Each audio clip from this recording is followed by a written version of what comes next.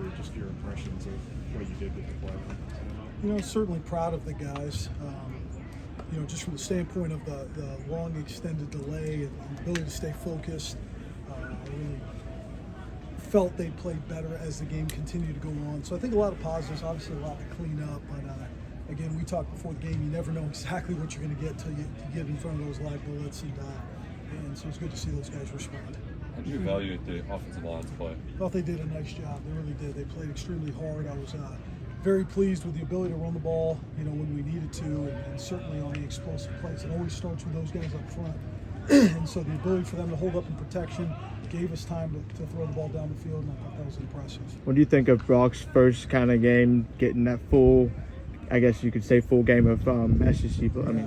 Tough brand of football.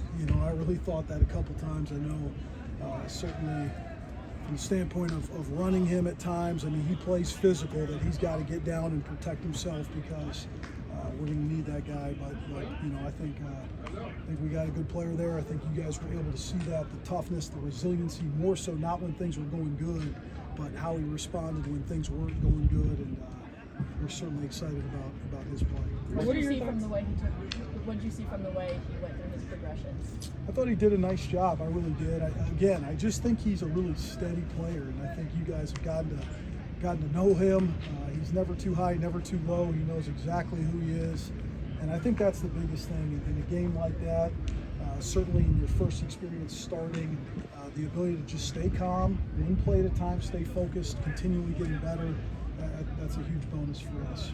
What did you make of the running game being down a starter, and what do you think of Demi and the rest of the guys? Yeah, there's been an edge with that group, for a long time. I think just naturally, whether there's no, lead returning starter or any maybe big name type guy in that room, they took it upon themselves. Obviously, we know it's going to be a big challenge this week and an extremely physical group that we're going against, but we're bringing along that group. It's a by committee, and we're excited for those guys to see them play on Saturday. You leaned on Patterson in that one drive, and he almost got you into the end zone. What's going through your mind as a play caller? Were you all trying to let him punch it in there? Yeah, certainly. You certainly want to finish those drives. A lot of times there's opportunities in the red zone where you feel like you've gotten the defense on their heels and you can play with that kind of tempo and play fast. Again, I was proud of Jason. I was proud of Demi for what he did. Jamari Wilcox got in there and did some good things. And so, again, it's going to come down to consistency, taking care of the football. You just got to keep going. There's been a lot of talk about the depth in the wide receiver room this year, and it kind of showed on Saturday with it kind of being a whole group effort. What did you see from them? Impressed. Again, I think those guys all have a different skill set that really complements one another. And I think that's so important about a great wide receiver room is, you got vertical threats, you got guys that are great in short area space, you got guys that can stretch the field, you got a guy like Dane Key that can make those tough catches. And so, in a lot of ways, that group, we've talked about it from day one, it's not easy to use that term unselfish, but the great groups have that about them. And I think each of those guys understand that if they can put their roles together, they can be a special unit, and that's where you got to keep taking the next step. Which we saw some of that with Will Levis, the physical running style, where you lower his shoulder, jump over a guy. How do you, with a quarterback, balance that? I know it hypes his teammates up, but also getting in. Yeah, that's a great question. I just think, in some ways, there's a part where you got to pick and choose your spots. Again, when it was 3rd and 8 and Brock lowered his shoulder and got us 9 yards, it's a physical game and you got to do what you got to do. But I think on some of those first and second down runs where there's opportunities to get down, you got to do so. And so, especially with a kid like that who's so bought in and 3,000% wanting to prove it to his teammates, it's almost the other way. You got to prove it to them that you're willing to step out of bounds and play the next play. And sometimes those guys have just got to go through it to learn that. You're going to face some good edge rushers this season, but how do you prepare for a team like this that has two really dynamic guys? Yeah, we've been fortunate again to go up against one of the better front sevens we feel like in the league every single day. So I'd start with that. But certainly it's going to be a good challenge. I think both our edge guys are excited, both our tackles, the backs are excited, the different things we're going to have to do to be aware of those guys. It's really no secret with this defense. I think last week it was 5 sacks, which created 4 turnovers, and there's a primary focus there on those 2 situations, is making sure those guys don't take over the game and make sure we take care of the football. What do you think about the operation as far as getting the tempo that you wanted to get? A lot of good, but certainly room for improvement. You know, again, sometimes you come out here in practice and you feel like you got 3 minutes to talk to the quarterback and it's not really cutting off, and then all of a sudden you get in that game and you're talking to him and it's like somebody hung up on you on the other line. You know exactly what you're saying. So I think that just hit me, right? Like there's something to be said about getting calls in fast so you can have some time to talk to them. But I can't tell you how many times I'm like, you hearing me? And guys are like, no, it's already past that 15 seconds. So, but again, we stress it. You know, that's the thing for us. It just keeps going back to, you know, before you can be thinking about winning football games, you got to figure out how not to lose them. Don't beat ourselves, all those different things. And I think our operation is something we take a lot of pride in, and we certainly got to take the next step on that. So what did you think about how you guys were able to get plays in later in the game, even though it was shortened, to try and rectify some mistakes you might have had in the first quarter or second quarter? Yeah, I thought it was good. You know, I just think too, it just comes down to consistency, as you guys know, and it's eliminating some of those penalties early on hurt us, getting into second and longer situations, turning the ball over. So I think just like anything, you know, you do it and you do it and you do it. But with this group, the more experience you get, with these players, with this staff, obviously you're hoping to take the biggest jump you can from week 1 to week 2.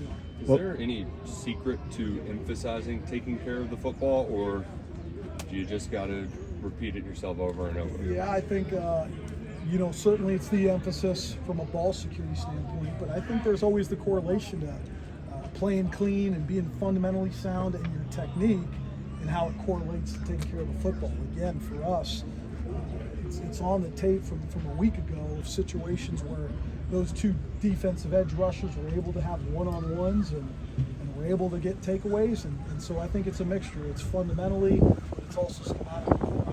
Position. We're not forced to hold on the ball for too long and have those one-on-ones on.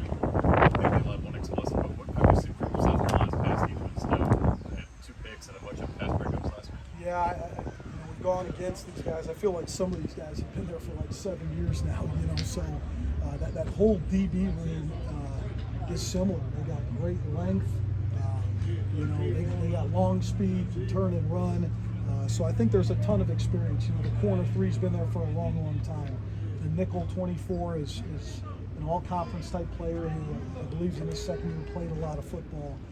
The boundary safeties playing a lot. I mean, these are guys that I feel have been playing since maybe I was at another SEC school 3 years ago. You know, so it's a veteran group. Again, it's going to be a really good challenge for our guys. We're going to be excited and go from there. Because the game ended early, do you feel like there are still wrinkles that people don't know about you guys and what you didn't have to put on film? Yeah, it's a little bit of give or take. You know, there's some things you didn't show, but then there's always the part of, with the plays you did show, you're able to correct them and take the next step on them. So I think there's a little bit of balance there.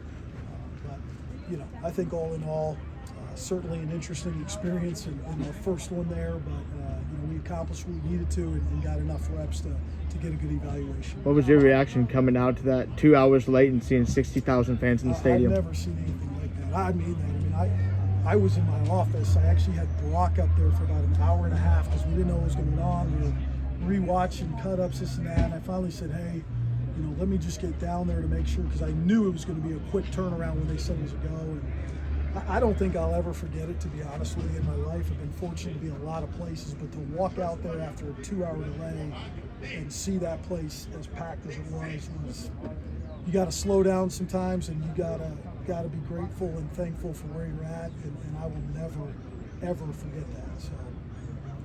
Okay, folks, everybody good? All right, thank you.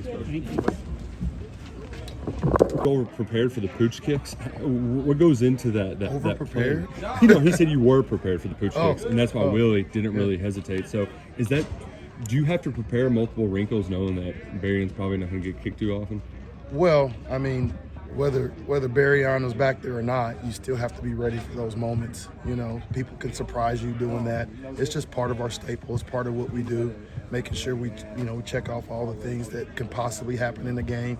And even with that, there's still some things that you might miss. There's something you haven't seen, and this, that, and the other. But we are a prepared unit, and we will continue to do our best to stay that way. Mark mentioned that special teams is an avenue to get freshmen on the field early, but they have to play discipline. So, what are some of the kind of things you got to hit over the head to make sure that they can be ready to play in your special teams? These guys are no different than anybody else on our football team. They have to be ready to go in all instances, in all cases, all scenarios. And that's everybody on the team. It's not just freshmen, specific. It's really everybody. And so if they're able to handle that, then they're able to play for us. What's something that Jason Patterson has done that's made it to where he can be able to play right away as a true freshman? Well, the first thing he's done is learn what to do. You know what I mean? If you know what to do, that's half the battle. Now the coaching comes into play. Once you learn what to do, now you have to learn how to do it. And so if you're not able to or not willing to learn your plays and learn what to do, then I can never even get to phase 2. And Jason Patterson brought himself in here early, and he learned a playbook.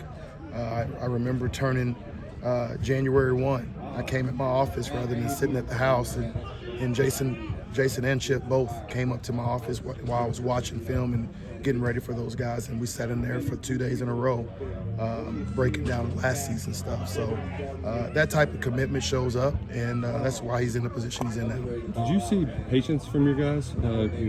Finding holes, hitting the right spots? Yeah, I mean, that's part of the job description. If I got to spend a lot of time telling them how to run, my job is to get them to the point of attack, right? And that's what steps, alignments, all that stuff. But once I get them to the point of attack, then their job is to make something happen, and that's what separates the good from the bad and the good from the great. You know what I mean? The great ones, obviously, you get them to the point of attack and they make big plays. Ray Davis, right? And then there's some that have to feel their way through it and they do okay, get what the line blocks for you. And then there's some that's in between. So that's kind of what I'm looking for. I'm looking for the guys that are great. I want the guys that go out and take it the distance. It looked like you were kind of just hitting your stride and getting into a really good rhythm, running the ball when the game. When the game ended? Yeah. Is that kind of one of the misfortunate things about having to end early? Yes, I mean, for all of our players, that's really big. That's a big thing for us, right? We wanted to get more guys out there so they can go out and get some reps, and that was important for us, and we weren't able to do that. Like Jason would have gotten some more carries, Mar would have got some more carries, and just right on down the list. I mean, you can look at the whole team. Some of those freshmen that were playing for us on teams, they would have got more reps. They would have been the guys that were playing the majority of the time. Did you kind of see that developing as the game wore on, that kind of cohesion between the O-line and the backs? We're out here all the time, right? And so we don't step onto that field unless we have some kind of chemistry together with those guys, you know what I'm saying? And then it boils down to, what kind of matches are they having? What kind of personnel matches, individual battles, and those type of things. Because those guys are on scholarship too. And so they make plays sometimes, and sometimes it can be disruptive. And sometimes our guys do a heck of a job of blocking them, and the backs can make big plays from it. So, yeah, I mean, we got some energy together. We got some coercion between the line and the backs. We spend a lot of time doing run drills and pass protection pickups and all that stuff.